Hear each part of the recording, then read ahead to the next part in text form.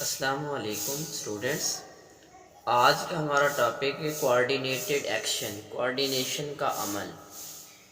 इससे पहले हमने कोऑर्डिनेशन और कंट्रोल के बारे में थोड़ा सा उसका इंट्रोडक्शन देखा था कि हमने कहा था कि जो कोऑर्डिनेशन है ये हमारी बॉडी को इस काबिल बनाती है कि हम रेस्पॉन्ड करें।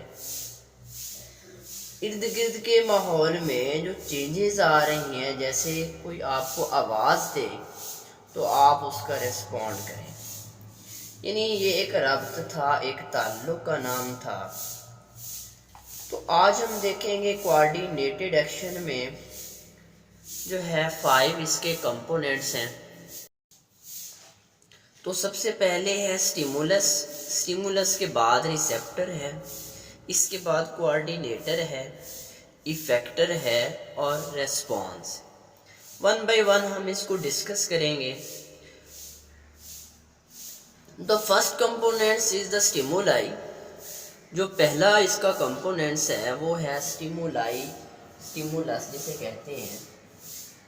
तो यहाँ पे हम जो है सिंपल सी कुछ एग्जांपल्स लेंगे कि जैसे स्नेल है, स्नेल गूंगा जिसे कहते हैं, उस स्नेल की जो बॉडी है, यानी स्नेल के ऊपर एक्सोस्केलेटन होता है ना, तो गूंगे को अगर बॉक्स में बंद किया, आप उस बॉक्स को टैप करते हो, ठीक है। इसी तरह कछुआ है, कछुए के ऊपर भी जो है वो शेल सा होता है, एक्सोस्केलेटन सा होता है, शेल सा। जैसे ही इन जानदारों को कोई ख़तरा फील होता है तो अपने खौल में घुस जाते हैं। अब देखें इन जानदारों को कैसे पता चला कि बाहर ख़तरा है, ख़तरा है या नहीं है। जैसे सनफ्लावर है, उसके फूल का रुख सूरज की तरफ होता है और फूल का रुख शाम को जैसे जैसे जो है सूरज ग़रूब होता है तो उसके फूल का रुख जो है वो नीचे की जानिब हो जाता है। अब कौन सी ऐसी चीज़ है जो सनफ्लावर को घुमा रही है? देखें कोई ना कोई ऐसी चीज़ तो है जो घुमा रही है। तो हम स्टिमुलाई की क्या तारीफ करेंगे? Any change in environment, any change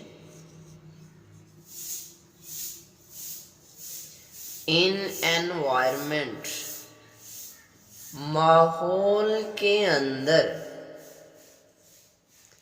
ऐसी तब्दीली, ठीक है, माहौल के अंदर ऐसी तब्दीली जो माहौल से बाहर हो या माहौल से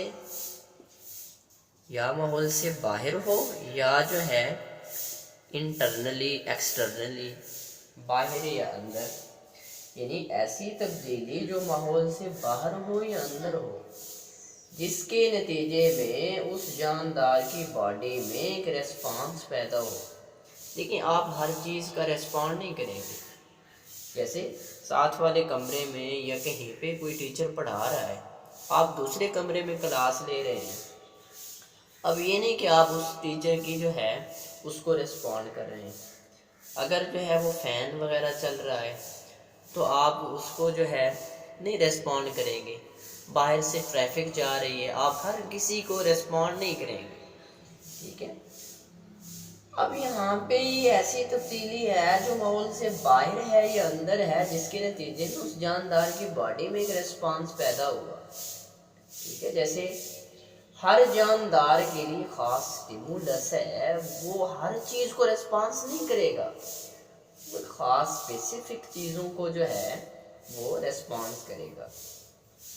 अब स्टिमुलाई में कौन सी ऐसी जो है ना चीज़ें हैं हमारे, जैसे एक्सटर्नल एनवायरनमेंट के अंदर जो है, जैसे लाइट है, ठीक है, ये स्टिमुलाई लाइट है।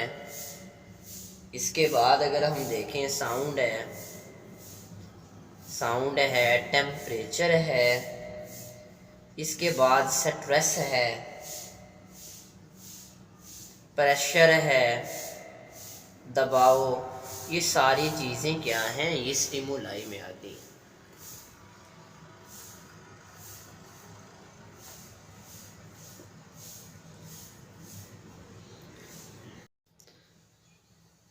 तो जी स्टूडेंट्स, अगर हम जो है रिसेप्टर की बात करें तो रिसेप्टर हम किसे कहते हैं?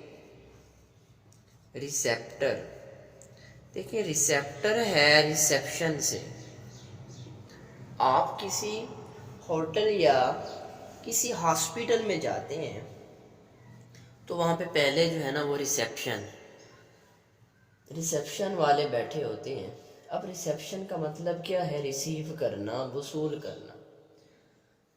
रिसीव करना, वसूल करना। देखें, हमारी बॉडी में कोई ऐसी चीज़ जो रिसीव करेगी, देखिए हमारी बॉडी के अंदर कोई तो ऐसी चीज़ है जो रिसीव करेगी किसको?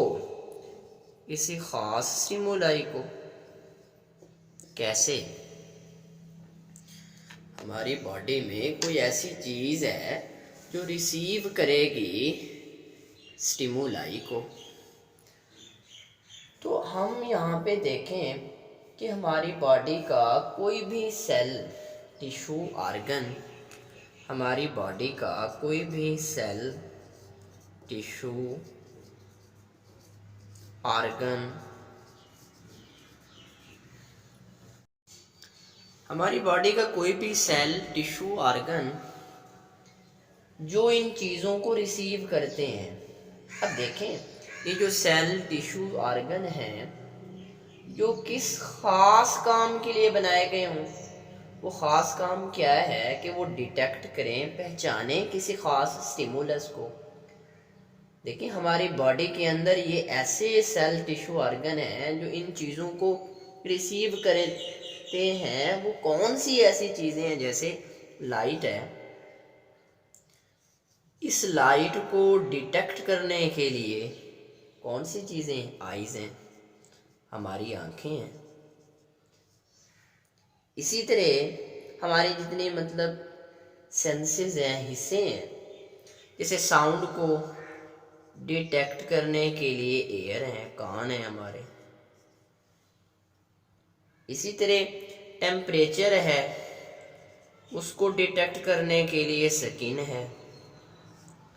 तो इसी तरह ये क्या है कि रिसेप्टर ऐसी चीज़ है जो रिसीव करती है किसी ख़ास स्टिमुलाई को।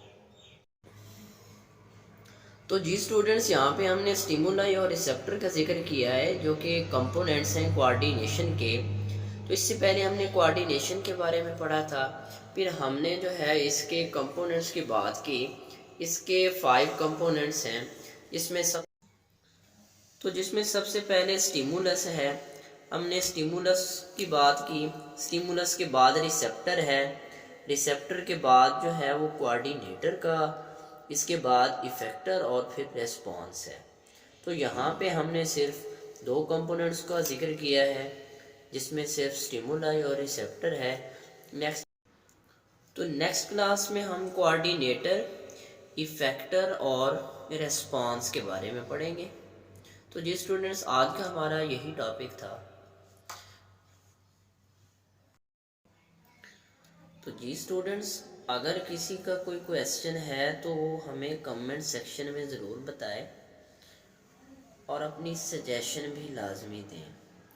अगर हमारी वीडियो अच्छी लगी तो लाइक करें और हमारे चैनल को सब्सक्राइब भी करें। Thank you.